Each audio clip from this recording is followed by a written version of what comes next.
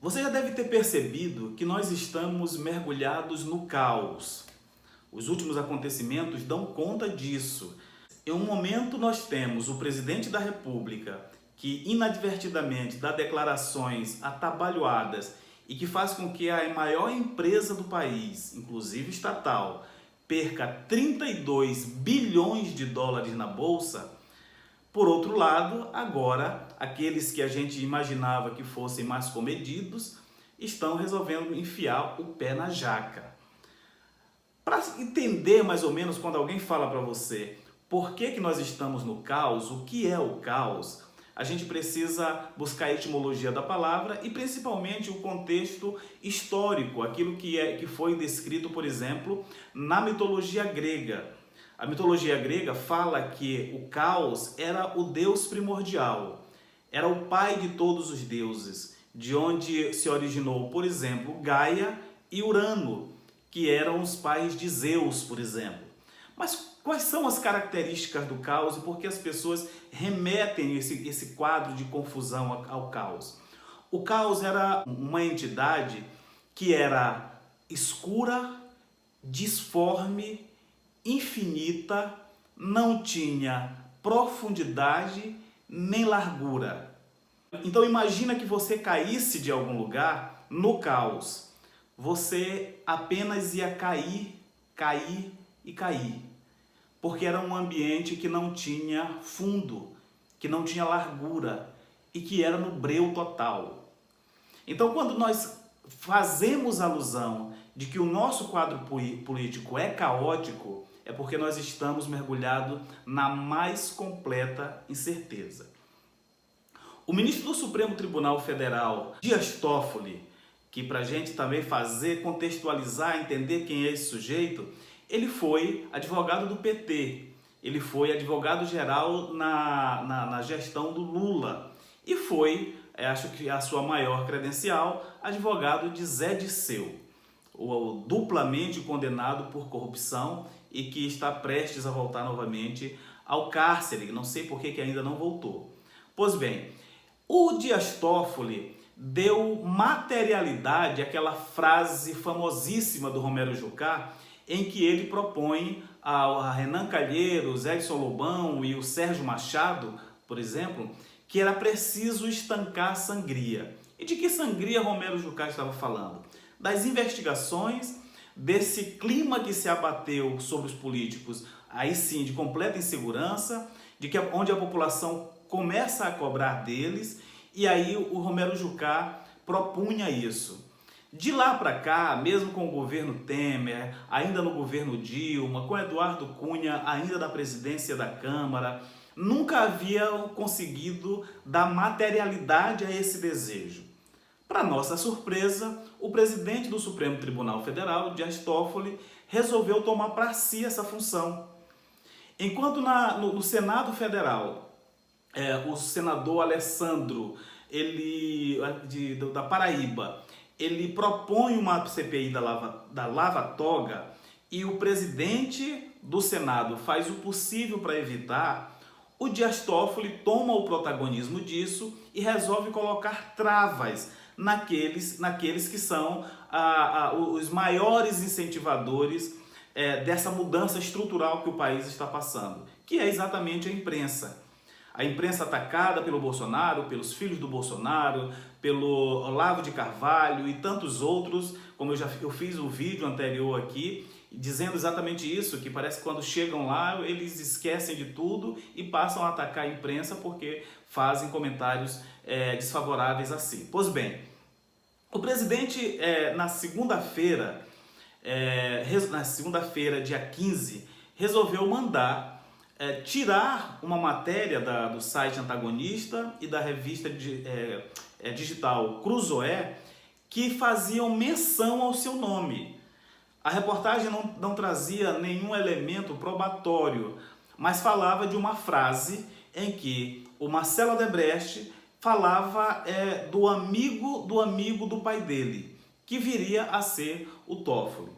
Imediatamente, eu não sei se por desespero, não sei exatamente o que aconteceu, o Toffoli mandou o Alexandre de Moraes censurar os veículos de comunicação, tanto o site antagonista quanto a revista Cruzoé. De lá para cá se estabeleceu uma balbúrdia institucional. Enquanto todos os outros poderes se queixam da atitude do ministro, a própria Procuradora-Geral da República, a Raquel Dodge, pede para arquivar o processo que foi aberto no Supremo Tribunal Federal por ordem do Toffoli e conduzido pelo Alexandre de Moraes, porque não existia fundamento, porque os ritos legais não contemplam essa possibilidade. E que possibilidade é essa? É que o Supremo Tribunal Federal só pode agir depois de provocado. E geralmente quem faz as denúncias é a Procuradoria-Geral da República. Nesse caso se estabeleceu uma espécie de ditadura do judiciário. O judiciário se sente ofendido, o judiciário manda instaurar um processo, um inquérito, o judiciário conduz o inquérito, o judiciário manda prender aquelas pessoas que ele julga que é desafeto ou que é criminoso antes do julgamento, manda fazer busca e apreensão e aí vai. Então, quando aconteceu isso, todas as entidades, seja que dão cobertura para os veículos de comunicação, como de direito, como do Ministério Público, não conseguiram ficar calados diante dessa atrocidade impetrada pelo Supremo Tribunal Federal. E aí, o que é que fica disso tudo? Fica que nós temos estabelecido aquilo que os analistas chamam de a tempestade perfeita. Não se tem segurança mais de nada, porque aquele que deveria ser o guardião da Constituição resolveu meter o pé na jaca, perseguir adversários, coibir a fala, impediu o livre desenvolvimento do exercício das funções da imprensa, e aí a gente começa a viver em um regime de exceção. Se por um lado, no governo federal, só tem vida longa aqueles que conseguem ter a graça do filho do presidente Jair Bolsonaro, o Carlos Bolsonaro, por outro lado, fora do executivo, já no judiciário, nós temos o seguinte critério a partir de agora. Olha, vocês podem fazer o que quiser, desde que não nos milindre. Não pode milindrar juiz do Supremo Tribunal Federal. Porque aí vira crime, vocês vão ser punidos e, quem sabe, até presos. Bom, se isso tiver continuidade, pobre Brasil. Enquanto nós pensávamos que nós teríamos uma batalha apenas para colocar o governo federal nos eixos, ou seja, dar um jeito de calar o presidente e a sua família, agora nós também temos que ficar vigilantes e começar a pedir a Deus que o Supremo Tribunal Federal não encarcere todos aqueles que ousem, com razão ou sem, fazer críticas ao próprio judiciário. E o mais interessante é que parece que o tiro saiu pela culatra. O ministro, que até agora estava passando incólume, apesar de algumas suspeitas, tem depoimento do Léo Pinheiro falando de uma reforma na sua casa, tem a mesada que a esposa dá a ele no valor de R$30 mil, sendo que ela é advogada também e atua em cortes superiores, uma série de coisas, mas ele ia passando ali meio que de lado, sem ser atingido por isso tudo que está acontecendo.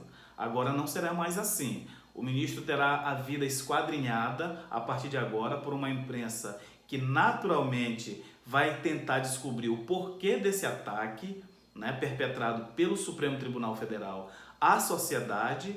E a partir de agora a coisa entra nesse estágio que eu iniciei falando no vídeo.